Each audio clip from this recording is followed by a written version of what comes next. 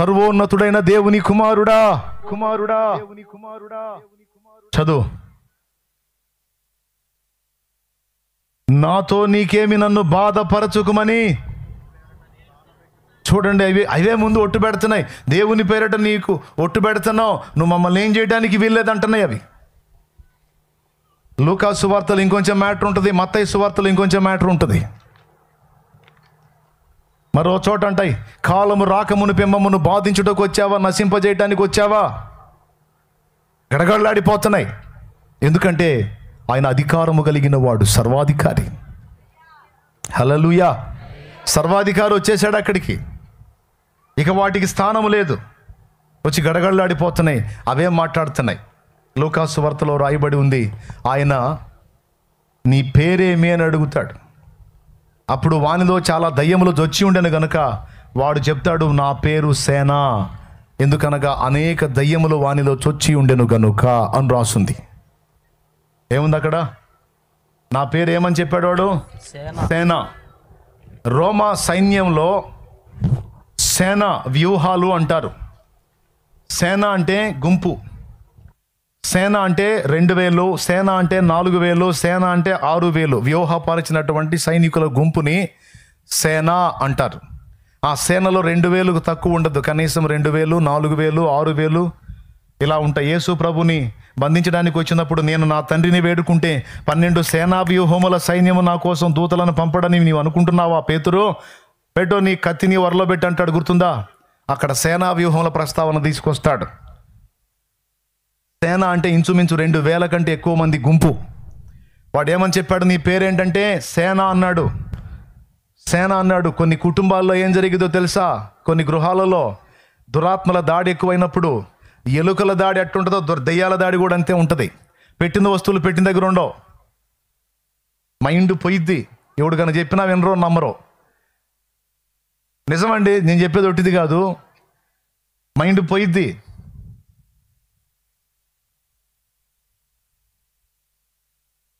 ఇక్కడ వస్తువు పెట్టామనుకో, మరుసటి రోజు ఆడ ఉండదు, అది ఇంకో చోట ఉంటుంది. పెట్టింది మనిషికి డౌట్, నేను ఏడు పెట్టి ఆడట్టుంది. అసలు ఈ స్థలాలు మారుతుంటేనే సగం మెంటలెక్కి ఇంట్లో వాళ్ళకి. దేవునికి స్తోత్రం. కొన్ని గృహాలలో ఈ దురాత్మల ఎఫెక్ట్ ఎక్కువైనప్పుడు కొన్ని గృహాల్లో దుర్గంధం వస్తుంది. అదొక మంత్ర ప్రయోగం. దుర్గంధం, భయంకరమైన దుర్వాసన వస్తూ ఉంటుంది. ఒక టైంలో వస్తూ ఉంటుంది అది. ఇప్పుడు ఇవన్నీ చెప్తే మైండ్కి ఎక్కించుకొని ఇంటికి పోయి వాసనలు చూడవాకండి. ఇక కొంతమంది మొదలు పెడతారు, ఇక మా ఇంట్లో ఏమన్నా వస్తుంది అట్టంట స్మెల్ అని. నేను ఆల్రెడీ అనుభవించే వాళ్ళ సంగతి చెబుతున్నా. ఇక కొంతమంది సామాన్లు పెట్టి చూసుకుంటూ ఉంటారు, ఉందా ఎటన్నా పోయిందా. దేవునికి స్తోత్రం. నీ ఇంట్లో ఉండాలి, భయపడవాకు. నీ ఇంట్లో దేవుడు, ఆయన సన్నిధి ఉంటుంది, దేవదూతలు ఉంటాయి. ఎందుకంటే నువ్వు రక్షించబడ్డ వ్యక్తివి కదా, కడగబడ్డ వ్యక్తివి కదా, నువ్వు పాపాలు గడిగేసుకొని బాప్తీసం పొంది పరిశుద్ధపరచబడ్డావు కదా. నీ ఇంట్లో ఛాన్స్ లేదులే. నువ్వే వాసనలు దేవుడు ఆడుకోవాల్సిన అవసరం లేదు, నువ్వేం సామాన్లు దేవుడు ఆడుకోవాల్సిన అవసరం లేదు. ఆల్రెడీ దేవుడిని ఎరగని స్థితిలో ఉన్న వాళ్ళ సంగతి చెప్తున్నాను నేను. ఈ బ్యాడ్ స్మెల్ వస్తూ ఉంటుంది, అదొక మంత్రం విద్య, అదొక దురాత్మ విద్య. కొన్ని కుటుంబాల్లో మీరు గమనించాలి, ఎప్పుడు దుస్వప్నాలు, పీడకలు భయంకరంగా వస్తూ ఉంటాయి. కళ్ళు మూస్తే చాలు తరమబడుతున్నట్టు దురాత్మల కళలు. అర్థమైందా? ఎన్ని దాడి, రకరకాల సిమ్టమ్స్ కనపడుతూ ఉంటాయి గృహాలలో అవి పనిచేసేటప్పుడు.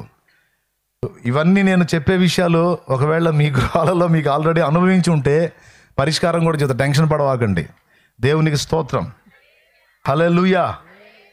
వీళ్ళలో సరుకు ఎక్కువైంది, అందుకే సంఖ్యలు కూడా దించేశాడు వీడు. అవన్నీ కలిసి వచ్చి అంటున్నాయి ప్రభు దగ్గర, అయ్యా మమ్మల్ని ఖాళీ చేపించడానికి వచ్చావు, మాకు తెలుసు. నీవు మమ్మల్ని వెళ్ళగొట్టిన ఎడల పాతాళమునకు వెళ్ళమని మాకు ఆజ్ఞాపించవద్దు. అంటే ఆయన ఆజ్ఞాపిస్తే ఎక్కడికి పోతాయి అవి? పాతాళానికి పోతే ఇక రావడానికి లేదు. కానీ వాటిని పాతాళానికి పంపునట్లు ఆజ్ఞాపించే శక్తి ఆయనకుంది. అంతేకాదు, ఆయనతో పాటు ఆయన రక్తంలో కడగబడిన అధికారం పొందిన నీకు నాకు కూడా పవర్ ఇచ్చాడు దేవుడు. అందుకే నీకు కూడా భయపడతాయి అవి. నీకు తెలియదు ఆ సంగతి. నీకేం దడా ఆయాసం, దెయ్యం అనగానే షేక్ వచ్చింది, ఇంక వెంటనే షేక్ మస్తానం అవుతావు నువ్వు. దేవునికి స్తోత్రం కలుగును గాక. హల్లెలూయా. చాలామందికి వాళ్ళకున్న అధికారం తెలియదండి. అక్కడ దయ్యం బట్టి అంటే నేను పోతున్నాను, ఏంది ఆ మనిషి ఊగుతుందో అనుకుంటే జంప్ అవుతారు ఇటు. నువ్వు ఆ మనిషి ఊగితే 2 సార్లు ఊగి యేసునామములో ఆజ్ఞాపించాలి, అది వెళ్ళిపోయింది. నువ్వు సరిగ్గా విశ్వాసం కలిగి అది ప్రయోగిస్తే జంపు, దురాత్మ ఉండదు. దేవునికి మహిమ. ఉన్నారు ఇక్కడ షేక్ మస్తానమ్మా? దేవునికి మహిమ కలుగును గాక. ఏమండి, భయపడతా ఉంటారు. అక్కడ దయ్యాలు వేడుకుంటున్నాయి ప్రభుని, ప్రభువా నువ్వు మమ్మల్ని వెళ్ళగొట్టిన వెళ్ళదు, ఎక్కడికి వెళ్ళాం? అదుగో పాతాళమునకు వెళ్ళమని మాకు ఆజ్ఞాపించొద్దు. మరి ఎక్కడికి వెళ్ళాలి? ఆ పందుల మందలోకి పోవునట్లు మమ్మల్ని ఆజ్ఞాపించమంటాయి. రోడ్డు మీద బైక్ వేసుకొని పోతుంటారు కొంతమంది. సడన్గా పోయే గేదె అడ్డం వచ్చిద్ది. ఇతను పడి మొహం పగిలిద్ది, ఆ కాలు చేయి ఇరిగిద్ది. ఇతను అనుకుంటాడు, పనికిమాలిన బర్రె పోతున్నట్టు పోయి అడ్డం వచ్చిందిరా. బర్రె కాదు బెదర్, బర్రె లోపల ఇంకొకటి పని చేసింది. జోక్ కాదు నేను చెప్పేది. అట్లా చచ్చిపోయిన వాళ్ళు చాలామంది ఉన్నారు. గేదెను ఢీ కొట్టి, కుక్కలను ఢీ కొట్టి, పందులను ఢీ కొట్టి ప్రాణాలు కోల్పోయిన వాళ్ళు చాలామంది ఉన్నారు. ఏందన్నయ్య మొత్తం ఎంత దెయ్యాల మ్యాటర్ చెబుతున్నట్టున్నావు ఈరోజు మాకు అని భయపడద్దు. ఉన్నారా లేరా? కానీ చాలామంది అనుకుంటారు. ఇప్పుడు అక్కడ కూడా మురుగుతున్నాయి వాటి గోళ్ళ, అదే మా గురించే చెబుతున్నారు నువ్వు అని దాని నుంచి కొట్టుకుంటున్నాయి. అక్కడ పందులలోనికి దురాత్మలను వెళ్ళినట్లు ఆజ్ఞాపించమని అవి కోరినాయి అంటే జంతువులలోకి అవి ప్రవేశించే ఛాన్స్ ఉంది అని గుర్తుపెట్టుకోండి. అందుకే బైక్ ఎక్కినా, కారు ఎక్కినా, రోడ్డు మీద బయలుదేరేటప్పుడు ఆటో అయినా సరే, హలో ఆటో, కుర్రాళ్ళు అనుకుంటా పోతుంటారు. ఇట్ట ఇట్ట ఇట్ట అని 4 కాళ్ళు 3 కాళ్ళు లేచి ఇట్ట పడతాడు. దేవుడిని ఎరిగిన వాళ్ళకి చెప్తున్నా, ఎరగనోడు ఇట్టనే పోతా కాదు.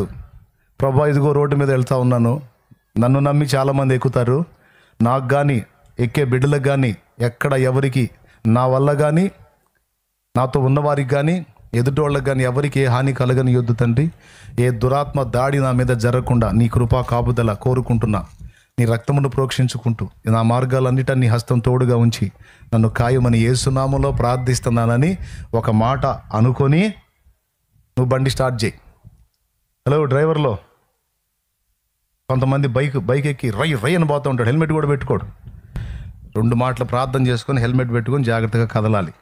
ఇది పద్ధతి, మర్యాద దేవుని బిడ్డలకి. లేకపోతే దెబ్బ కొడతాయి, దెబ్బ తింటారు. ఇప్పుడు కూటమి అయిన తర్వాత కూడా అలాగనే పోవాలి మర్యాదగా, అర్థమైందా? లేకపోతే చాలామంది ఏముందిలే అనుకుంటారు.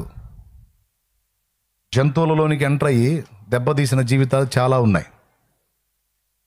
జరుగుతుంది అట్లా. ఎందుకంటే పందుల్లోకి వెళ్ళినాయి, అడిగి మరీ వెళ్ళినాయి. నువ్వు మమ్మల్ని వెళ్ళగొట్టినడలా పాతాళమునకు బొమ్మని మాకు ఆజ్ఞాపించవద్దు, ఆ పందులలోకి పోతామన్నాయి. తెలుసు ఏం చేయబోతున్నాయో తెలుసు, ఆయనకు తెలీదా? పందుల్లోకి ఎందుకు అడిగినాయో తెలుసా? ఇప్పుడు ఈయన ఊరు ఎంట్రన్స్కి వచ్చాడు, ఇంకా ఊళ్ళోకి రాలా. నెక్స్ట్ ఊళ్ళోకి వస్తాడు. ఈయన ఊళ్ళోకి రానియకుండా చేయాలంటే ఫస్ట్ మనం పాతాళంలోకి పోకుండా జాగ్రత్త పడాలి. అది అడుక్కుందాం. పందుల్లో పంపిమని అడుగుదాం. పో అంటాడు. పందులను తీసుకెళ్ళి కాజేద్దాం. ఆ ఊరోళ్ళు పందుల మీద బతికే వాళ్ళు. ఆ ఊరోళ్ళు ఆ 2000 మంద ఉందంట ఆడ మేసే మంద, పందుల మంద. ఆ తీరాన ఆ మందను మేపుతా ఉన్నారంట పందులు కాసేవాళ్ళు. ఓ అని ఎప్పుడైతే ఆజ్ఞాపించాడో ఈ మొత్తం అందులో వాటిలోకి వెళ్ళిపోయినాయి, ఆ పందుల్లో చొరబడ్డాయి. అప్పటిదాకా ప్రశాంతంగా మేసే ఆ పందులు ఒక్కసారిగా ఉలిక్కిపడి పోయి సముద్రంలోనికి వడిగా దూకి చచ్చినాయంట. పందులు మేపేవాళ్ళు బిత్తరపోయి ఇప్పుడు దాకా బాగానే మేస్తున్నాయి కదా, ఏమైంది వీటికి? అవి అంతే తిరుగుతాయి. పోయే కదా సడన్గా అడ్డం తిరిగిద్ది. పోయే కుక్క అటు పోవాల్సింది ఇటు వచ్చి నీ బండి కింద పడిద్ది. చాలా జరుగుతాయని కుట్ర, ప్రాణం తీయడానికి కుట్ర, నేను దెబ్బ కొట్టడానికి కుట్ర. దేవుని బిడ్డలకు కూడా చెప్తున్నా, వీడు వాడబడతాడ్రా, వీడు మారతాడ్రా, వీడు ప్రయోజకుడు అవుతాడ్రా, వీడు దేవుడి చేతిలో ఆయుధం అవుతాడ్రా, ఈమె దేవుని చేతిలో ఆయుధం అయిద్దంటే వాడు ముందు నుంచే స్కెచ్లు గీస్తూ ఉంటాడు, ఎట్లాగా చేద్దామా వీడిని. మన దగ్గర లోపాలు ఏమైనా ఉంటే ఆ లోపాలు చూపించి మనల్ని దెబ్బ కొడతాడు వాడు. అందుకే వివేచన కలిగి జాగ్రత్తగా మసలుకోవాలి. అందరికీ చెప్తున్నా, బాగా వింటున్నారు కదా? స్తోత్రాలు చెప్పండి, గట్టిగా చెప్పండి. అప్పటిదాకా ఉన్నాయి ప్రశాంతంగా ఉన్నాయి, అలాగూ సముద్రంలో దూకి చచ్చినాయి, తేలినాయి. ఇక వాళ్ళు పరిగెత్తుకుంటూ ఊళ్ళోకి పోయారు. మరి వీడి పరిస్థితి ఎలా ఉందంటే, అప్పటిదాకా తను తాను గాయపరుచుకునేవాడు, కేకలేసేవాడు, అరిసేవాడు, గందరగోళంగా ఉండేవాడు, ఒక్క దెబ్బకి సాధువైపోయాడు. సాధువైపోయి ప్రశాంతంగా అయిపోయి అలా కూర్చుండిపోయా, నేను నగ్నంగా ఉన్నాను, నాకేదైనా వస్త్రం ఏంటని అడిగే పరిస్థితికి వచ్చాడు. వాడు సిగ్గు వాడికి తెలిసింది. ఒకప్పుడు ఆ దురాత్మలు వాడిని పీడిస్తున్నప్పుడు వాని ఒంటి మీద వస్త్రం లేదన్న సిగ్గు వాడికి తెలియలేదు. వాడి దేహాన్ని వాడు పాడు చేసుకుంటున్నాడన్న సంగతి వాడికి తెలియలేదు. వాడి ఆరోగ్యాన్ని వాడు పాడు చేసుకుంటున్నాడన్న సంగతి వాడికి తెలియలేదు. వాడి కుటుంబం శపించబడిన స్థితిలో ఉందని వాడికి తెలియదు. ఎప్పుడైతే దేవుడు దర్శించాడో, వాడి శరీరంలో ఉన్న దురాత్మలు వెళ్ళిపోయాయో, వాడు స్వాంతన పొందాడో, ప్రశాంత చిత్తుడై తను తాను భద్రం చేసుకోవటం మొదలుపెట్టాడు. త్రాగుబోతులుగా ఉన్నటువంటి వాళ్ళ జీవితాలు దాదాపు ఇలానే ఉంటాయి. తమ సొంత శరీరాన్ని నాశనం చేసుకుంటారు, గొడవలో తిరుగుతూ ఉంటారు, ఎక్కడ పడతారో ఎక్కడ లెగుస్తారో తెలియదు, కుటుంబాలు శాపగ్రస్తంగా అయిపోయిన పరిస్థితి. ఎప్పుడైతే నా తండ్రి నీ జీవితంలోకి వస్తాడో, విప్లవాత్మకమైన మార్పు నీలో నువ్వే చూస్తావు, నీ సమాజం, నీ కుటుంబం కూడా చూసిద్ది. దేవునికి స్తోత్రం కలుగునుగాక. హల్లెలూయా. ఇప్పుడు మీరు చెప్పండి, పందుల్ని నీళ్లలోకి నెట్టి దయ్యాలు ఎటుపోయి ఉంటాయి? వీడినైతే వదిలిపెట్టినాయి, దయ్యాలు పట్టినోడైతే వదిలిపెట్టినాయి, పందుల్లోకి పంపించాడు, పందుల్లోకి పోయినాయి, పందుల్ని చంపేసినాయి, మరి అవి ఎటుపోయి ఉంటాయి? నేను చెప్పనా, నేరుగా ఊళ్ళోకి పోయి ఉంటాయి. ఎడికి పోయి ఉంటాయి? ఊళ్ళో. రారిక ఊళ్ళో మొత్తం వచ్చి జరిగిన విషయం తెలుసుకొని, ఏది పందులు తెచ్చిన సంగతి, మనిషి బతికిన సంగతి తెలుసుకొని, వాడు ప్రశాంత చిత్తుడై బట్టలు కట్టుకొని ప్రభు పాదాల దగ్గర కూర్చొని నిమ్మళంగా నెమ్మది పొంది, మరి అన్ని సంవత్సరాలు ఎవరు బాగు చేయలే, ఏ తంత్రాలు మంత్రాలు తాయిలు ఏ పని చేయలే. ఇప్పుడు పూర్తిగా అన్ని విడుదల పొంది నంబర్ 1 అయిపోయి, అంతవరకు వాడు ఉండని స్థితిలో ఇప్పుడు వాడు కనపడుతుంటే ఆశ్చర్యం కలిగింది. ఈడేంది ఎంత బాగున్నాడు. సరే, ఆడు బాగుంటే మనకేం, ఆడు ఎట్టుంటే మనకే, ఆడు లెక్కలో లేనోడు. మన పందుల సంగతి ఏంది? ఊరు ఎంట్రన్స్లోనే 2000 పందులు కాజేశాడు. ఊళ్ళోకి వస్తే ఉన్నాయని చేస్తాయి. ఎందుకు వచ్చిన కూడా బాబాయ్, మనందరం ఒక మాట అనుకుందాం, ఇప్పుడు మన ఊర్లో చర్చి వద్దు అన్నట్టు. దేవునికి స్తోత్రం కలుగును గాక. హల్లెలూయా. ఏమొద్దు మన ఊర్లో?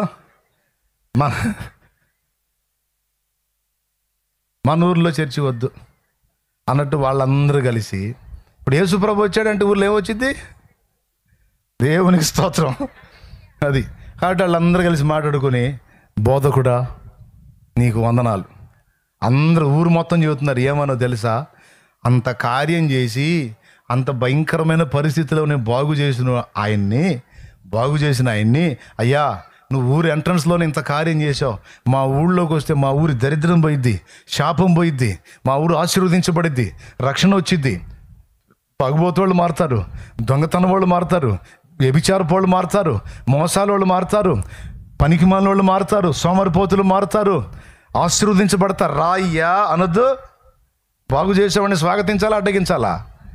ఇప్పుడు మీరు చెప్పండి, వాళ్ళు ఏమంటున్నారో తెలుసా? బోధకుడా, నీవు మా ఊరిలోనికి రావద్దు, ఏమీ అనుకోవద్దు.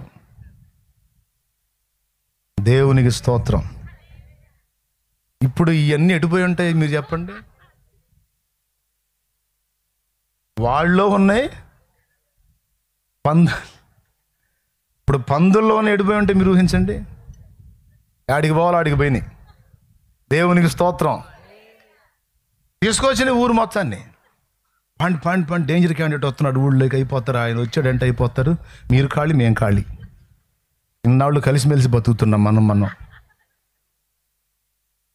ఇన్నాళ్ళు కలిసిమెలిసి దెయ్యాలు కలిసి అప్పుడప్పుడు కథ పీడిస్తూ ఉంటే మీరు కూడా మగిలి చూస్తూ ఉంటే కలిసిమెలిసి అన్యోన్యంగా బతికిన వాళ్ళం.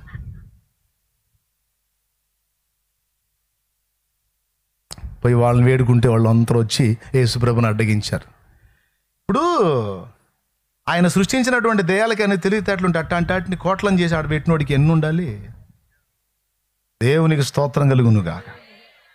ఆయన ఏం చేశాడో తెలుసా? రావద్దా అన్నాడు. వద్దు బోధకుడా, వామ్మో ఎంట్రన్స్లోనే 2 ఏళ్ళు తెచ్చి ఊళ్ళోకి వస్తే మొత్తం చేస్తాం, మేము చేస్తామో మనుషులు చేస్తారో దెయ్యాలు పందులు చేస్తా ఏం చేస్తాయో తెలియదు. వద్దు బోధకుడా, నువ్వు రావద్దు, ఏమనుకోవద్దు, మా ఊరికి వద్దు. మొత్తం కట్టారు. ఆయన ఏం ఫీల్ అవ్వాల. ఓకే అలాగే రిటర్న్ అయ్యాడు. ఆ దెయ్యాలు బయటనోడు బాగుపడ్డాడే, కడుపులో మండిపోయింది వాడికి. కడుపులో మండిపోయింది. ప్రభువా, నేను ఆ ఊళ్ళోకి వెళ్ళను, నా ఇంటికి వెళ్ళను. ఎందుకంటే ఆ వచ్చిన ఊరోళ్ళల్లో ఆడి ఫ్యామిలీ కూడా ఉంటుందిగా. మీరు చెప్పాలి. ఇప్పుడు ఊరోళ్ళందరూ వాడు బాగుపడితే వాళ్ళకేం లాభం లేదు కాబట్టి వాళ్ళేమి ఇది కాదు. వాళ్ళ అబ్బాయి బాగుపడితే వాళ్ళ తల్లిదండ్రి కానీ, భార్య బిడ్డలు కానీ, తోడబుట్టిన వాళ్ళు కానీ ఏమనాలా? ఆగండ్రా, మా వాడు ఆంచన అల్లాడిపోయేవాడిని బాగు చేస్తే ఆయన ఊళ్ళోకి రావద్దంటారేంది? మీ ఇళ్ళకి రావద్దంటే మాట్లాడండి, మీ ఇంటికి రాడు, మా ఇంటికి తీసుకెళ్తాం ఆయన అనొద్దు. దరిద్రులు అనాలా లేదా? వీళ్ళు ఏమన్నారో తెలుసా?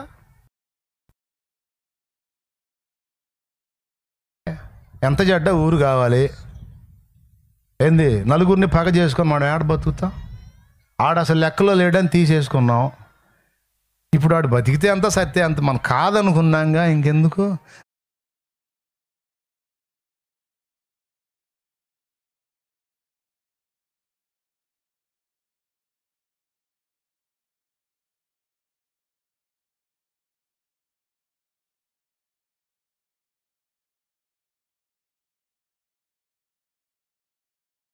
మనం గమ్మునుంటే పోయిద్ది.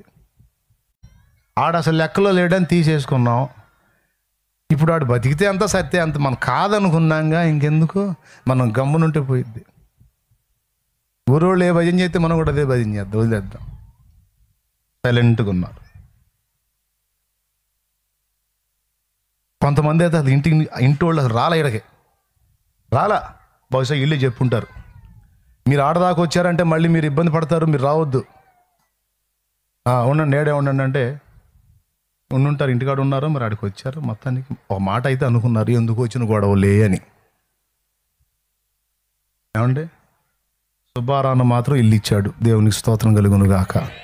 హల్లెలూయా. ఏమండి, ఎందుకులే గుంపులో గ్లోరీ అనుకున్నారో లేదా ఇంటికాడ ఆగిపోయారో, మొత్తానికి అట్లా ఉండిపోయారు గమ్మున. వాడి కడుపులో మండింది. మండదు మరి. నేను ఇంత నాశనం అవుతుంటే ఒక్కడికి దయగలగలేదు. నేను బాగుపడితే నన్ను చూడకుండా పందులు పోయి నేను ఎడుతున్నారు ఏంద్రీళ్ళు. వీళ్ళకి నేను ఎక్కువ, పందులు ఎక్కువ. వీళ్ళు నా ప్రాణం కంటే పందుల ప్రాణాలే ప్రేమించారు. వీళ్ళంతా పంది ప్రేమికులు. అబ్బే, ఈ దరిద్రుల దగ్గర నేను ఎందుకుంటాను? పొరపాటును కూడా నేను ఉండను అని వచ్చి, ప్రభువా నన్ను నీతో కూడా ఉండను. అసలు వాస్తవంగా బాగుపడ్డాడు ముందు ఎటు పరిగెత్తాడు? అయ్యో నన్ను బతికిచ్చావు, అయ్యో నద్దే పోవటం ఇంటికి. ఇటు పోలా, చక్కగా యేసు ప్రభు పాదాల దగ్గర కూర్చున్నాడు. అది కృతజ్ఞత. కూర్చున్నాడు యేసయ్య పాదాల దగ్గర కూర్చొని ఒక మాట అన్నాడు, ప్రభువా నన్ను కూడా నీతో ఉండనిమ్ము. అప్పుడు యేసు ప్రభు అన్నాడు, అందుకు ఆయన ఒప్పక. అది ఇందాక మీరు చదివిన వచనం. అందుకు ఆయన సమ్మతింపక, ఒప్పక, నీవు వెళ్ళి ప్రభువు నీకు జరిగించిన కార్యములను నీ ఇంటి వారికి తెలియజేయి. దేవునికి స్తోత్రం కలుగును గాక. హల్లెలూయా అని చెప్పి దోనెక్కాడు. అంతేనంటావా?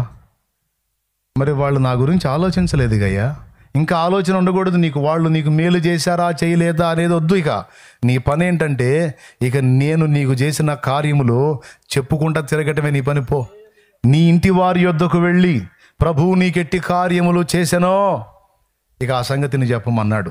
ఆ మాట అతని లోపలేసి పొమ్మన్నాడు. ఇక ప్రియులారా, ఇక్కడ పాయింట్ ఏంటంటే, దేవుని వాక్యం చెప్తుంది, ఇంటికి వెళ్ళి చెప్పమన్నాడా, ఊరు మొత్తం చెప్పమన్నాడా? పెద్దగా చెప్పాలి. ఇప్పటిదాకా వాడిని బట్టి దయ్యాలు వాడిని ఆడుకున్నాయి కదా, పెద్దగా చెప్పండి. ఇప్పటిదాకా దయ్యాలు వాడిని బట్టి ఆడుకున్నాయి కదా, వాడిని వాడుకున్నాయి, వాడిని ఆడుకున్నాయి కదా. ఇప్పుడు యేసయ్య ఏం చేశాడో తెలుసా? ఇతన్ని బలపరిచి శక్తితో నింపి వాటి మీదకి వదిలాడు. ఇక ఈడు పోయి వాటిని ఆడుకోవడం మొదలుపెట్టాడు. దేవునికి స్తోత్రం కలుగును గాక. ఎట్లానో తెలుసా? ఆ ఒక్క ఊరితో వదిలిపెట్టలా. ఊరూరు తిరుగుతున్నాడు. ఊరూరికి అదే పని, ఇంక రెండో పని లేదు. ఏంట్రా, మామూలు దెయ్యాలు కాదు, నన్ను పట్టినే, గుంపు పట్టినే. ఒక్క మాటతో వదిలిచ్చాడు నా యేసయ్య. నన్ను స్వస్థపరిచిన వాడు నజరేయుడగు యేసు, నన్ను బాగు చేసిన వాడు నజరేయుడగు యేసు. నేను బ్రతికున్నానంటే యేసు. ఇదిగో ఇలా ఉండేవాడిని నన్ను ఇలా మార్చింది యేసు అని ఇంకా అడిగినా చెబుతున్నాడు, అడగకపోయినా చెబుతున్నాడు జనానికి. అప్పుడు ఇంటోళ్ళు అనుకున్నారు, ఇదేందిరా, అప్పుడేం దెయ్యాలు పట్టినాయి, అప్పుడు ఒక బాధ అయింది, ఇప్పుడు వీడికి దేవుడు పట్టాడు. మొత్తానికి ఖాళీ అయితే ఉంటలా వీడు. దేవునికి స్తోత్రం కలుగును గాక. ఖాళీగా అయితే ఉంటలా. మొన్నటిదాకే అవి పట్టినాయి, అయ్యో వదిలి అనుకుంటే ఇప్పుడు దేవుడు పట్టాడు వీడికి. ఎవడు దొరికినా సరే ముందు యేసు ప్రభు అంటున్నాడు. నువ్వు అంటున్నావు అట్లా? ఎవరు దొరికినా ముందు యేసు ప్రభు గురించి మాట్లాడుతున్నావా? సిగ్గుపడి మెలికలు తిరుగుతున్నావా? కొంతమందికి సిగ్గు యేసయ్య గురించి చెప్పాలంటే చెప్పొచ్చుగా వాళ్ళకంటే, వాళ్ళు ఏదైనా అనుకుంటారేమో, మనం ఇతరులను ఇబ్బంది పెట్టకూడదు, అసలు ఇతరులను ఇబ్బంది పెట్టకూడదు. నేను అసలు ఎవరిని ఇబ్బంది నేను అసలు ఎవరికి చెప్పను. ఎందుకు మనం చెప్పటం, వాళ్ళు ఏదేదో అనుకోవటం, అందుకే అసలు నేను ఎవరిని ఇబ్బంది నేను ఎవరికి చెప్పను అన్నాడు. వాగులో దూకపోయా పనికి మాలిందని. ఎవరిని ఇబ్బంది పెట్టి చెప్పకపోతే సత్తారు పోయి పాతాళానికి. నువ్వు చెప్పకపోతే నరకాన్ని పోయి పడతారు. ఇబ్బంది కాదు, యుగాలు అగ్ని ఆరదు, పురుగు చావదు, ఘోరమైన నరకం, అల్లాడిపోతారు. అసలు నేను ఎవరిని ఇబ్బంది పెట్టను, మెలికలు తిరుగుతాడు. సిగ్గుపడేదానికి పెళ్లి చూపులా? చెప్పకపోతే పోతారు వాళ్ళు. వింటే వినండి, లేకపోతే లేదు. ఇదిగో నీ కొరకు ప్రాణం ఇచ్చిన దేవుడు, నిన్ను విడిపించగల దేవుడు, బ్రతికించగల దేవుడు, బాగు చేయగల దేవుడు, అగ్ని ఆరని పురుగు చావని నరకం నుంచి నిన్ను కాపాడటానికి, నీ పాపాలు మోయటానికి వచ్చి సిలువనెక్కి నీ పాపాలు మోసి తిరిగి లేచి ఇదిగో త్వరలో రాబోతున్నటువంటి యూదా గోత్రపు సింహం నజరేయుడగు యేసు. నమ్మితే రక్షణ, లేకపోతే శిక్ష. నీ ఇష్టం అని చెప్పి చెప్పదు. మనం అసలు ఎవరిని ఇబ్బంది పెట్టు, మనం అసలు ఎవరిని మనం అవమానపరచకూడదు అన్నయ్య దేవుడిని అట్లా చెప్పి. దేవుడే అవమానం ఫీల్ కాడమ్మా. నువ్వు చెప్పు అయ్యా, చెప్పు వాడిని చూడు సిగ్గు తెచ్చుకో. అక్కడ ఏం రాసిందో తెలుసా? ఊళ్ళో దెయ్యాలకు మూడింది ఒక్కడే. మళ్ళీ ఊళ్ళో దెయ్యాలకే కాదు, మొత్తం 10 పట్టణాలు తిరిగాడు. దెకపొలి అంటే 10 పట్టణముల సమూహము. వాడు వెళ్ళి దెకపొలి అందంతటా ప్రకటింపనారంభించిన ఉందా లేదా?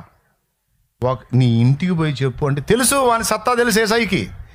ఒక ఇంటికి చెప్పమంటే ఎన్నిళ్ళకి చెబుతాడో తెలుసు. ఇళ్ళు కాదు, ఊళ్ళకే చెప్పటం మొదలు పెట్టాడు ఇప్పుడు. దేవునికి స్తోత్రం. బంధ విముక్తుడయ్యాడు, బాగుపడ్డాడు, కాపాడబడి ఇప్పుడు ఒకప్పుడు దయ్యాల నిలయంగా ఉన్నవాడు ఇప్పుడు ఏమయ్యాడో తెలుసా? దేవాలయం అయిపోయాడు. ఏమయ్యాడు? దేవాలయం అయ్యాడు. ఎప్పుడికి అతని లోపల యేసయ్య మాట, యేసయ్యా అది. వాని గుండె ఎంత మంచిగా మారిపోయిందో తెలుసా? నిజంగా నా బోటుడైనట్టయితే, అరే నేను ఆంతను ఒళ్ళంతా గాయాలు చేసుకొని గందరగోళం అయిపోయి చీదర అయిపోయి సావుకు దగ్గర అయితే, నన్ను వచ్చి ఆయన బాగు చేస్తే, నన్ను గురించి సంతోషించకుండా దరిద్రులు పందులు తెచ్చి నేను ఎడుతున్నారు. ఈ దరిద్రులు పొరపాటును కూడా నేను వీళ్ళని బాగు కోరను. నా బాగు కోరను నేను ఎందుకు కోరాలి? సావమను పోయి మొత్తం నరకంలో పడి. నన్ను విడిపించకపోయారు, నేనన్నా వారిని విడిపించాలి. నన్ను బాగు చేయకపోయారు, నేనన్నా వారిని బాగు చేయాలని సిగ్గుపడక బహుధైర్యముగా నా ప్రభు నామాన్ని ఊరేగించేవాడయ్యాడు. దయ్యాల గుహగా ఉన్న వాడు దేవాలయముగా మారిపోయాడు. సింపుల్గా ఒక మాటలో చెప్పాలంటే దైవజనుడైపోయాడు. మరి ప్రకటించేవాడు ఎవరు? ఇప్పుడు అందరికీ ప్రకటిస్తా తిరుగుతున్నా నేను. ఎవరు మరి? ఆడెవరు? ఆయన ఎవరు? కాబట్టి ఇక ఆడు అని కూడా అనకూడదు. ఆయన దేవునికి మహిమ. నా ప్రియమైన దేవుని బిడ్డలారా, నన్ను గూర్చి, నా మాటలను గూర్చి సిగ్గుపడువాడెవడో, నేను నా పరిశుద్ధ దూతలతో కూడా నా తండ్రి మహిమతో దిగివచ్చున్నప్పుడు వానిని గూర్చి నేను నా తండ్రి ఎదుట సిగ్గుపడుదును అన్నాడు. యేసయ్యని గురించి ప్రకటించడానికి సిగ్గుపడొద్దు, పాడటానికి సిగ్గుపడొద్దు, చాటించడానికి సిగ్గుపడొద్దు, ప్రార్థించడానికి సిగ్గుపడొద్దు, ఆయనని గురించి ఇతరులకు చెప్పడానికి సిగ్గుపడొద్దు, పరిశుద్ధ గ్రంథం చేత పట్టడానికి సిగ్గుపడొద్దు. నేను యేసు ప్రభువుని నమ్ముకున్నా, నేను దేవుని బిడ్డని, ఆయన రక్తంలో కడగబడ్డానని చెప్పడానికి సిగ్గుపడొద్దు, పిరికి బారొద్దు. ఈరోజు అందరికీ ప్రేమతో చెప్తున్నా, శాపంతో అల్లాడుతున్నావా, వేదంతో దుఃఖంతో ఉన్నావా, మార్పు లేని స్థితిలో కొట్టుమిట్టాడుతూ ఉన్నావా, ఈరోజు నా దేవుని నీ ఇంటికి ఆహ్వానించు. ఒకవేళ దేవుని ఎరిగి రక్తంలో కడగబడి కూడా ఇంకా నువ్వు శాపాన్ని అనుభవిస్తుంటే ఎక్కడ ఏ పాపం జరుగుతుందో ఒక్కసారి గ్రహించు. దురాత్మలు మళ్ళా నీ మీద అటాక్ చేస్తున్నాయంటే ఎక్కడో పాపము నీ నేల్తా ఉంది, నీ ఇంటి నేల్తా ఉంది. ముందు అర్జెంటుగా ముందు ఆ పాపం నుంచి మళ్ళుకో, పాపం నుంచి మళ్ళుకో, పొరపాట్ల నుంచి మళ్ళుకో. వాటి ఏలుబడి నీ మీద ఉండదు. ఎందుకంటే నీది దేవుని నివాసం, నీతిమంతుని గుడారం తల్లి నీది, నీతిమంతుని గుడారం తమ్ముడు నీది. నీ ఇంట నా దేవుడు ఉంటాడు, నీ ఒంట్లో కూడా నా దేవుడే ఉంటాడు. 1 కొరింథీ పత్రిక 3వ అధ్యాయం 16వ వచనం, 1 కొరింథీ పత్రిక 6వ అధ్యాయం 19వ వచనం, యోహాను సువార్త 14వ అధ్యాయం 16, 17 వచనాలు, ఇంకా చాలా వచనాలు. ఇవన్నీ కలిపి ఏం చెబుతున్నాయో తెలుసా? దేవుని ఆత్మ మీలో ఉన్నాడనియు, దేవుని నివాసమై మీరు ఉన్నారనియు నా దేవుడు తన గ్రంథంలో రాయించాడు. హల్లెలూయా. నీలో ఉండి దేవుడు ఇతరులను తాగుతాడు. అందుకే నువ్వు మాట్లాడినప్పుడు ఇతరులు మారుతారు. అందుకే నీవు తాకినప్పుడు రోగులు స్వస్థత నొందుతారు. అందుకే నువ్వు అడుగుపెట్టి నీళ్ళు ఆశీర్వదించబడతాయి. అందుకే నువ్వు ఎవరితోనైనా మాట్లాడితే వాళ్ళకి ఆదరణ కలిగేది. వాళ్ళు అడుగుతూ ఉంటారు, అక్క నాతో మాట్లాడక్క, నువ్వు మాట్లాడుతుంటే నా ప్రాణానికి హాయిగా ఉందక్క, ధైర్యంగా ఉందాక అంటారు. ఎందుకో తెలుసా? నీ మాటలను బట్టి కాదు, నీ మాటలు మీ ఇంటి వాళ్ళకే నచ్చవు. ఇతరులకు ధైర్యాన్ని ఎలా పుట్టిస్తున్నాయి? నీలో దేవుడుండి మాట్లాడుతున్నాడు వాళ్ళతో. మాట్లాడక అక్క, నువ్వు మాట్లాడితే నాకు ఊరటగా ఉంది అన్నా, మాట్లాడన్నా అన్న, నువ్వు రానా మా ఇంటికి రాన్న, ప్రార్థన చేయన్నా, నువ్వు మాట్లాడి మా ఇంటికి కనపడుతుంటే, నువ్వు అడుగు పెడుతుంటే మాకు హాయిగా ఉంటుందన్న. రాన్న కారణం ఏంటో తెలుసా? నా దేవుడు నీలో ఉంటున్నాడు, నా దేవుడు అడుగు పెడుతున్నాడు, నా దేవుడు స్పర్శిస్తున్నాడు. దేవాలయంగా నువ్వు మారిపోయావు. భయపడాల్సిన అవసరం లేదు, నీకు అధికారం ఇచ్చాడు నా దేవుడు. లోపాలుంటే చక్కదిద్దుకో, నా దేవుని గురించి గంభీరంగా ప్రకటించో. ఆయన నీతిని, రాజ్యమును వెతుకో. అప్పులు, ఆర్థిక ఇబ్బందులు, కష్టాలు, కన్నీళ్లు, బాధలు, శోధనలు లెక్క చేయొద్దు. ఇవన్నీ నీకున్నాయని ఆయనకి తెలుసు. నీ ప్రార్థనలు అక్కడ వినబడ్డాయి, వినబడుతున్నాయి, వినబడబోతున్నాయి. అంతేకాదు జవాబు కూడా ప్రకటించే ఉన్నాడు. తగిన కాలం ముందు తప్పక నీకు జవాబు దొరుకుతుంది. బంధకాల్లోంచి పూర్తిగా విడుదల పొందుతావు. దేవుణ్ణి ఎరగనోళ్ళు విడుదల పొందుతారు. ఆయన దగ్గరకు వస్తే దేవుణ్ణి ఎరిగిన వాళ్ళు కూడా ఒకవేళ శ్రమ పడుతుంటే ఆ శ్రమ నీకు మేలుకే వచ్చి దిక్కీడుకు రాదు. దేవునికి స్తోత్రం. ఏమండి, పామూరులో వాక్యం చెప్పడానికి వెళ్ళామన్నా. వాష్రూమ్కి వెళ్దామంటే బాత్రూమ్ డోర్ లేదు. మళ్ళీ బాత్రూమ్ మొత్తం రెడీ అయి ఉంది, డోర్ లేదు. డోర్ ఒక్కటి కూడా అక్కడ పెట్టున్నారు కానీ వాటిని డోర్లు బిగించాల. పొరపాటున దాన్ని అడ్డం పెట్టుకొని లోపలికి వెళ్ళామనుకో, ఎవరన్నా వచ్చి అట్ట పక్కకు పెట్టారనుకో, పరువు దారుణంగా పోయింది కదా. ఆ డోర్కి వెళ్ళి చూసి దిగులు పడ్డా. బాత్రూమ్ అంతా కట్టుకొని నీళ్ళు. ఏం చేసాయా, డోర్ బిగించే టైం ఇలేకపోయావు వీళ్ళకి. ఏంది నాయన నాకు అగ్ని పరీక్ష. దేవునికి స్తోత్రం కలిగినగా. ఏమండి, ఆలోచనలో పడ్డా. దిగులే కదా డోర్ బిగించకపోతే. సార్ నా సంగతి తీసే ఆడపిల్లలు ఉంటారు, హడావుడి వెళ్ళాల్సి ఉంటుంది. మరి డోర్ లేకపోతే ఎందుకు తండ్రి ఈ పరీక్ష వస్తుందని ఆ డోర్ను చూసి దిగులు పడ్డా. దేవునికి స్తోత్రం. సరే, నేను దానికి వెళ్ళి ఆ విధంగా చూసి దిగులు పడేసరికి ఆ దైవజనుడు తొందరపడి, అన్నా ఏం టెన్షన్ పడద్దు, ఫోన్ చేస్తానన్నా బిగించి ఆయనకి 10 నిమిషాల్లో బిగిస్తాడన్నా అన్నాడు. దేవునికి స్తోత్రం. సరే, ఆయన ఫోన్ చేశాడు, ఆయన వచ్చాడు, కోవటం స్టార్ట్ అయింది. డోరు బిగించాడు, కోవటం అయిపోయింది. డోరు బిగించాడు, కోవటం అయిపోయింది. డోరు వెంటనే బిగించి వచ్చి కోవటంలో కూర్చున్నాడు. కోవటం అయిపోయింది. మారు మనసు ప్రకటించాను, రండి బాప్తిస్మాని అని పిలిచినప్పుడు ఆయన భాగస్వామి వచ్చి బాప్తిసం పొందారు. ఆన్ ది స్పాట్, కట్టుబట్టల మీద. అప్పుడు అర్థమైంది నాకు ఆ డోర్ ఎందుకు బిగించలేదు. మీకు అర్థం కాలే? ఇంకా అర్థమైందా? నా దిగులు కారణం మీకు అర్థం కాలేదు కదా. ఈ డోరు బిగించకుండా ఆగిందంటే తర్వాత నాకు అర్థమైందన్నమాట, ఈ ఆత్మల కోసం. అర్థమైందా? ఇప్పుడు చెప్పండి, కాస్త ఇబ్బంది పడితే పడ్డాను. ఆ ఇబ్బంది మేలా కీడా? ఒక కుటుంబం రక్షించబడిందండి. ఒకవేళ ఆ ప్రాబ్లం లేకపోతే ఆయన వచ్చేవాడు కాకపోయి ఉండొచ్చు, రాకపోతే రక్షణ పొందకపోతుండొచ్చు, పొందకపోతే ఆ కుటుంబం ఏమవుతుండొచ్చు. కాబట్టి డోరు సమస్య వస్తే వచ్చింది, ఆ సమస్య 2 ఆత్మలు తెచ్చింది. ఇదే టైపులో సింపుల్గా మీకు అర్థమైంది చెప్పాలే, నీకు వచ్చే ప్రతి సమస్య, ప్రతి ఇబ్బంది నీకు ప్రయోజనంగానే మారిద్ది. జోక్ కాదు బ్రదర్. నీకు ఇబ్బంది కొలిపేవన్నీ కూడా నీకు ప్లస్గానే మారుతాయి. ఎందుకంటే నువ్వు ఆయన రక్తంలో కడగబడ్డ పరిశుద్ధుడివి, పరిశుద్ధురాలివి. అందరూ వేరు, నువ్వు వేరు. ఎవడు ఏ విధమైన ప్రయోగాలు చేయని, అది ఏ విధంగానన్నా రాని, అవి ఎన్నన్నా కానీ, అది నీ ఇంట్లోనైనా, నీ ఒంట్లోనైనా, నీ జీవితంలోనైనా, నీ బిడ్డల జీవితంలోనైనా, వాటి దాడి నీకుందని అర్థమవుతుంటే నువ్వు అర్జెంటుగా చేయాల్సింది ఏందో తెలుసా? మారు మనసు పొంది పాపక్షమాపణ నిమిత్తం బాప్తిస్మం పొందు. ఎప్పుడైతే కనీసం కుటుంబంలో ఒక్కరైనా యేసు ప్రభుని స్వాగతించి మారు మనసు పొంది బాప్తిస్మం పొంది పరిశుద్ధులలో చేర్చబడతారో అప్పుడు ఆ ఇంట్లోకి జీవం గల దేవుడు ఎంటర్ అవుతాడు. నా యేసయ్య ఎంటర్ అవుతాడు. నేను చేశాను ఆ పని. ముందు నేనే ఎట్లనే కూటం పెట్టారు, పిలిచారు, సిద్ధపడ్డాను.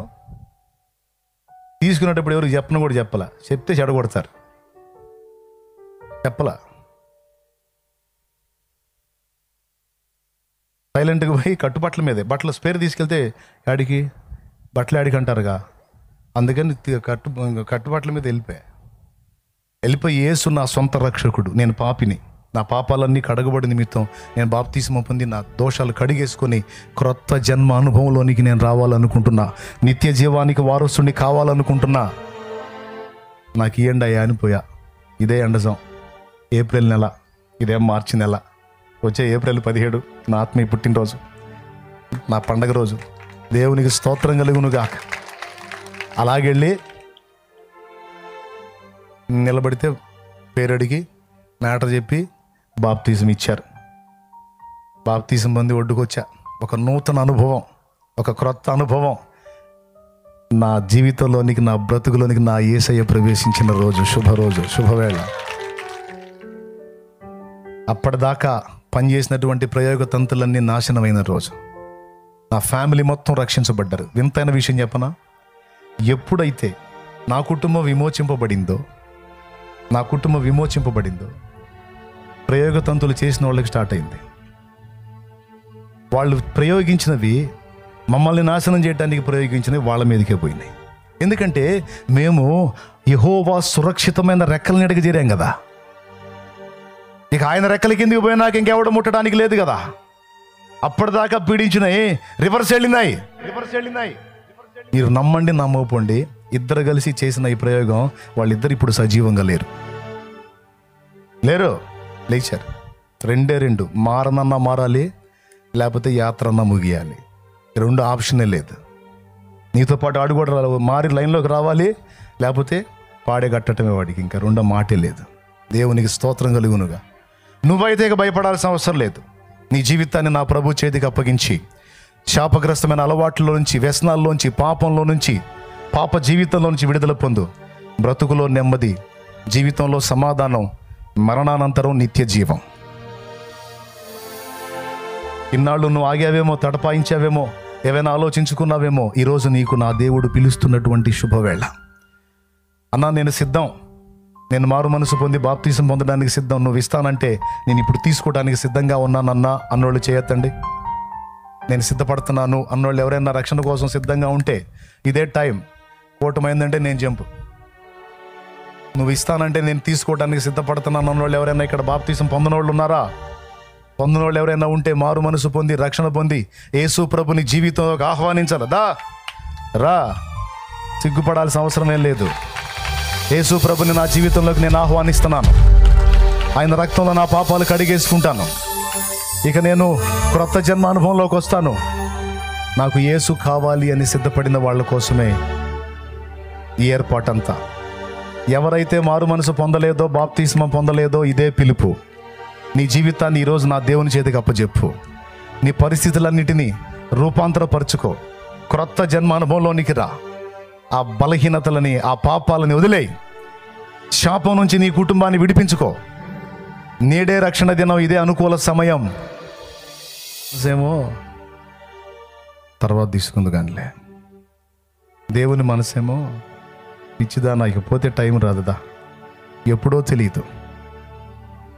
ప్రభు రాకడా, ప్రాణం పోకడా ఎప్పుడో తెలియదు. రా లే, పరిశుద్ధాత్మ బలవంతో పెట్టాడు, పరిశుద్ధాత్మ ప్రేరణతోనే వచ్చాడు.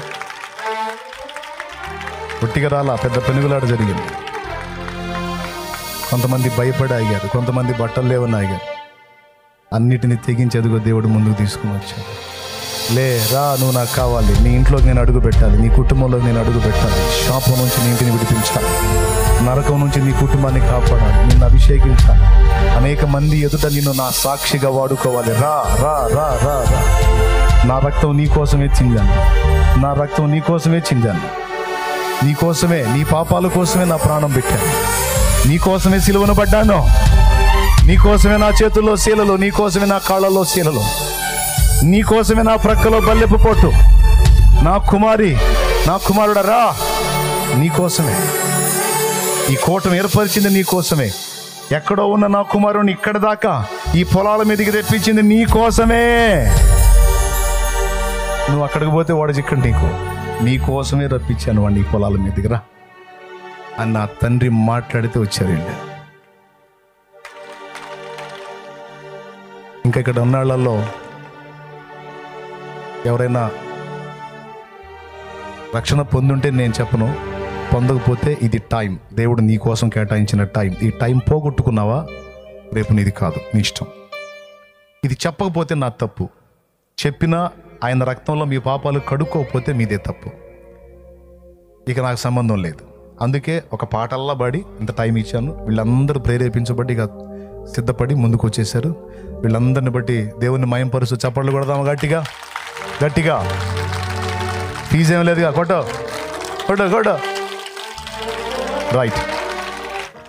యేసయ్యను నమ్ముకోవాలంటే దమ్ము దమ్ము దమ్ము కావాలి. మారు మనసు పొంది రక్షణ పొందాలంటే ఏం కావాలి? పాపాలను వదిలేయడానికి దమ్ము కావాలి, ఎవరికైనా అడ్డం తిరగడానికి దమ్ము కావాలి. కులం వాళ్ళు వచ్చి అసలు మనం ఏంది, మన కులం ఏంది, మన వ్యవహారం ఏంది, ఏందిరా నువ్వు చేసిన పని అంటారు. ఏం చేశాను నేను? వ్యభిచారం చేయాలా, పాపం చేయాలా, దొంగతనం చేయాలా, ఒకడిని ముంచలా, ఒకడిని ఎత్తిని చేతితో పెట్టాలి. నా పాపాలు గడిగేసుకున్నాను రా, మీకు వచ్చి నెప్పిందని అడగ. దేవునికి స్తోత్రం. అంటే నేను శాపంలో ఉంటాం, సచ్చి నరకానికి పోవటం మీకు ఇష్టమా? పోతే మీరు పోండి, నేను పోదలుచుకోవాలా. నా పాపాలన్నీ గడిగేసుకోవాలనుకున్నా, నా ప్రభు రక్షణ పొందుకున్నా అని తెగువతో సాక్ష్యం ఇవ్వగలిగే దమ్ము దమ్ము దమ్ము కావాలి. మరే మా నాన్న బాప్తీసం పొంది దేవుడిని నమ్ముకున్నాక మా పెదనాన్న కొడుకులు ఒక వార్నింగ్ ఇచ్చారు. బాబాయ్, నీకు 2 కొడుకులు, పాడిన మొయ్యాలంటే 4 కావాలి. ఎంతమంది? నీకు 2, మేమిద్దరం రావాలి. నువ్వు పోయి అందులో కలిసావుగా, ఆ యేసుప్రభులో కలిసావుగా, నువ్వు చచ్చినా మేము రామన్నారు. మా నాన్న ఏమన్నాడు తెలుసా? వినండి, బాగా వినండి. మా నాన్న ఏమన్నాడు తెలుసా? రే, మీరు నన్ను పట్టడానికి రాకపోతే దేవుడు ఆయన పరిశుద్ధుల్ని పంపిస్తాడరా, వాళ్ళ భుజాలు మోస్తాయి నన్ను అన్నారు. వచ్చారు. 2015 డిసెంబర్ 9 ఈ జామున శుభ్రంగా ఫుడ్ తిని, స్నానం చేసి ఫుడ్ తిని హాయిగా పండుకున్నాడు. దాదాపు 80 ఏళ్ల ప్రాయం, దగ్గర కాస్త అటు ఇటుగా ఫుడ్ తిని పండుకున్నాడు. సాయంత్రం 6ంటికి అలా లేచి కూర్చున్నాడు, మళ్ళీ పండుకున్నాడు. వెళ్ళిపో వెళ్ళిపోలా. చెప్పు, ఎక్కడొచ్చాగా? ఫుడ్ తిని పండుకున్నాడు. ఆ నిద్రలోని ప్రభు దగ్గరికి వెళ్ళాడు. ఏంటి? ఆయన నిద్రిస్తే మా నాన్న పెట్టి ఎంతమంది పట్టారు తెలుసా? పాడి కాదు, తీసుకెళ్ళాడు పడేట మట్టిలో పెట్టే 40 మంది పట్టారు. మా నాన్న పెట్టే 4 కాదు, 40 మంది పట్టారు. నీకు 2 కొడుకులు, మేము వచ్చి భుజం మోపకపోతే నీ పాడిపోదు అన్నోళ్ళు నా దగ్గరికి వచ్చి అన్నారు. కాదురబ్బాయ్, సరే మీరేదో నమ్ముకున్నారంటే నమ్ముకున్నారు, సరే ఏం మమ్మల్ని అది పెట్టి బట్టనిరా అయిందని. పట్టొద్దని ఎవడన్నాడు? నాకే ఖాళీ లేదాడా? 40 మంది పట్టారాడా? సందుంటే జ్వరపడండి, లేకపోతే లేదు. దేవునికి స్తోత్రం కలుగును. నన్నే పట్టని ఇలా వాళ్ళు తమ్ముళ్ళు, అయ్యా ఆయన అంటే నాకు కొంచెం సెంటిమెంట్ నాన్న, నాకు ఇష్టం, కొద్దిగా 4 అడుగులు మోస్తానయ్యా అంటే ఒకడు తొలిగితే నాకు సందు వచ్చింది. కాస్త అట్లా భుజం మోపనిచ్చి 4 అడుగులు మోయనిచ్చి మళ్ళీ లాగారు నన్ను, రా నువ్వు పక్కన రాని. మళ్ళీ వాళ్ళే ఎత్తుకున్నారు. వీళ్ళు నా దగ్గరికి వచ్చి అడుగుతారు. ఎత్తుకున్న వాళ్ళు కూడా ఎవరు? ఆజానుబాహులు ఎత్తుకుంది. మొయ్యడానికి వచ్చిన వాళ్ళు కూడా తలకాయలు దూరటమే తప్ప భుజాలు పట్టవాడ. అలాంటి వాళ్ళు ఎత్తుకున్నారు. ఆ పెట్టి కింద పోయి తలకాయలు పెట్టడమే. భుజాలు అంత ఎత్తులో పోయింది ఆ పెట్టే. అర్థం కాలేదా మీకు? దాని అర్థం ఏంటో తెలుసా? పట్టనన్నారు కదరా, ఎవడికి కావాలరా మీరు పట్టటం అని. దేవునికి స్తోత్రం. హల్లెలూయా, హల్లెలూయా. సిగ్గుపరుస్తాడండి నా దేవుడు, సిగ్గుపరుస్తాడా? వేలాది మంది హైవే నిండా జనమే. ఆ దేవుడు ఆ కార్యం చేశాడు.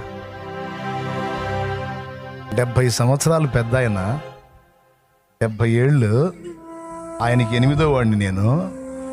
నానా, నిజమైన దేవుడు యేసయ్య నాన్న. ఇప్పటిదాకా మనం మొక్కాం కానీ వాళ్ళు మనలాంటి వాళ్ళే నాన్న. మన పాపాల కోసం ఏం చేయలేదు. మన కోసం ప్రాణం పెట్టి తిరిగి లేచిన వాడు యేసు ప్రభు నాన్న. నేను అబద్ధం చెబుతానా నాన్న?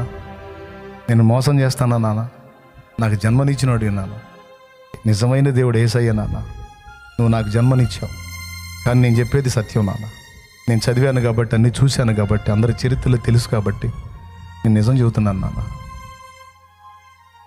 అయ్యా సరేపా అన్నాడు. అడ్డు చెప్పలా, సరిపోయా, పోతా పో, చర్చికి పోతా పో అన్నాడు. వినండి, ఒక్క మొక్క ఇంట్రెస్ట్గా ఉన్నారా? ఆయనకు ఒక అలవాటు ఉంది, దమ్ము కొడతాడు. అలవాటు ఉంది, అది మానుకోలేక. చర్చికి పోతే అన్ని మానుకోలేక ఇట్లనే పోయి మందిరంలో చాలామంది ఏముంది, దేవుని మందిరం ఏముంది అనుకుంటారు. వినండి, మందిరంలో పోయి కూర్చున్నాడు. మా అమ్మ మా నాన్న ఇద్దరు పోయి చర్చిలో కూర్చున్నారు. ఈయన వాకిలి ఎట్టుంది అబ్బాయి, ఇదే దిక్కు, ఎవరికి తెలుసు? ఈ ఊరోళ్ళకి తెలుసు. ఇదే దిక్కమ్మా, అది దక్షిణమా, ఇది సేమ్ ఇలా ఉంటుంది ఆ మందిరం. వాకిలేమి ఇలా ఉంటుంది, పాస్టర్ గారే అలా నిలబడతాడు, మీరు కూర్చున్నట్టు నిలబడతాడు. మా నాన్న సామాన్యంగా లొంగే టైపు కాదు. ఇక నేను ఇంతగా చెప్పానని, సరిగా అబ్బాయి కోరుకున్నాడని పోయాడు చర్చికి మా అమ్మతో పాటు. ముందే వార్నింగ్ ఇచ్చాడు మా అమ్మకి, ఏయ్ అబ్బాయి వెళ్తున్నాడు చెప్పాడు కాబట్టి నేను కూడా వస్తున్నా, పోయాక ఇది మానేయాలంటే మాత్రం మర్యాదగా ఉండదు అన్నాడు. ఆ వార్నింగ్ ఇచ్చి వెళ్ళాడు. మందిరంలో కూర్చున్నాడు. ఏనండి, ఇట్లాగ దైవజనుడు ఆరాధన నడుపుతున్నాడు, అట్లా విశ్వాసులు కూర్చొని ఉన్నారు. మా నాన్న ఇట్టు కూర్చున్నాడు, ఆ పెద్దానిలా కూర్చున్నాడు అడ్డం తిరిగి. గోడ ఉంటే గోడకు అనుకొని అటు ఆళ్ళ మొఖాలు చూడవచ్చు, ఇటు ఈయన మొఖం చూడవచ్చు అని ఆ మధ్యలో అటు గోడకు అనుకొని అడ్డం తిరిగి కూర్చున్నాడు. ఆశ్చర్యం ఏంటంటే ఆయనకి ఇప్పుడు దైవజనుడు కనపడతాడు, విశ్వాసులు కనపడతారు, వాకిలి కూడా కనపడిద్ది. పడమర దిక్కు వాకిలి దాన్ని. ఆయనే చెప్పాడు, నాకు తెలియదు. కూర్చొని వీళ్ళు పరార్థన చేస్తా ఆరాధిస్తూ ఉంటారుగా, అయ్యేం తెలియవుగా ఆయనకి. మామూలుగా మేము లోకంలో ఉన్నప్పుడు చేసేది ఏంది, ఒక కాయ కొట్టడం, దండం పెట్టడం, లేచి రావటం, అదేగా మాకు తెలిసింది. ఈ గోల ఒక దగ్గజో అని కూర్చొని కాసేపు అటు మేసిలి ఇటు మేసిలి చిన్నగా బయటికి పోయి దమ్ము కొడదాం అనుకున్నాడంట. మందిరంలో నుంచి బయటికి పోయి ఒక దమ్ము కొట్టి మళ్ళీ వచ్చి కూర్చుందాం అనుకున్నాడంట మా నాన్న. అలా లేవబోయేటప్పుడు అట్లా మత్తు గమ్మినట్టు కూలబడ్డాడంట. ఆయన చెప్పాడు. కూలబడితే దూరం నుంచి పడమర వైపు నుంచి ఆయన వాకిటికి వెళ్ళి చూస్తే ఒక తెల్లటి కొంగ మందిరంలోకి వస్తుందంట. తెల్లటి కొంగ రెక్కలు సాచి తెల్లటి కొంగ మందిరంలోకి వస్తుంటే ఈయన అనుకున్నాడు, ఆడెవడో ఏటగాడు భలే కొట్టాడు రా కొంగను కొట్టాడు, దానికి మైండ్ పోయి బిడి తప్పి అది చర్చిలోకి వస్తుందే అనుకుంటా కూర్చున్నాడు ఆయన. దగ్గరకు వచ్చే కొద్ది కొంగ కాదు, ఒక ఆజానుబాహుడైన వ్యక్తి ఆయన చేతులు ఎంత పొడవు ఉన్నాయంటే మా నాన్న చెప్తున్నాడు, మందిరము ఈ గోడకి ఆ గోడకి తగిలేంత పెద్ద అయ్యా అన్నాడు. ఆయన చేతులు అంత పొడవు ఉన్నాయి, ఆయన ముఖం ఇలా ఉందని ఆయన విషయం అంతా కూడా వర్ణిస్తున్నాడు. ఆయన మందిరములో బిడ్డలు ఆరాధిస్తుంటే రయ్యమని వచ్చి అందరి మీద తన హస్తాన్ని అలా అంటా ఉన్నాడంట. అందరి మీద తన హస్తాన్ని అలా అంటా ఉంటే అందరూ పరవశులై దేవుని మహిమపరుస్తూ ఉన్నారు. కళ్ళారా చూశాడు. పరిశుద్ధాత్మ అభిషేకం ప్రజల మీదకి రావటం, పరిశుద్ధాత్మ ప్రజల్ని సంధించటం అనేది ఆయన కళ్ళారా చూశాడు. ఆయనకు దర్శనం కల్పించాడు. గడగడ వణికిపోయాడంట. ఆయన చూసి వణికిపోయి అప్పుడు నిర్ణయించుకొని ఆ జేబులో ఉన్న సరుకు ఉంటుంది కదా, దమ్ము సరుకు, లేచి వెళ్ళి బయట పడేసి వచ్చి అప్పుడు మోకాళ్ళు వేసాడు. అప్పుడు నాకు వచ్చి చెప్పాడు, అయ్యా ఫోన్ చేశాడు. నేను హైదరాబాద్ ఉంటే అక్కడ ఫోన్ చేశాడు, యేసు ప్రభు నిజంగా ఉన్నాడు రా అన్నాడు. యేసు ప్రభు నిజమైన దేవుడు రా, నిజంగా ఉన్నాడు, నా కళ్ళారా చూశాను, మనకి తిరుగులేదయ్యా, మనం నిజమైన దేవుడిని పట్టుకున్నాం అన్నాడు. మన జన్మ ధన్యం రా, మనం నిజమైన దేవుడిని కలుసుకున్నాము, మన జన్మ ధన్యం అయిపోయిందయ్యా. దాదాపు 80 ఏళ్ల ప్రాయంలో నిలువు మోకాళ్ళు వేసి అట్లా నిలబడతాడండి ఆయన.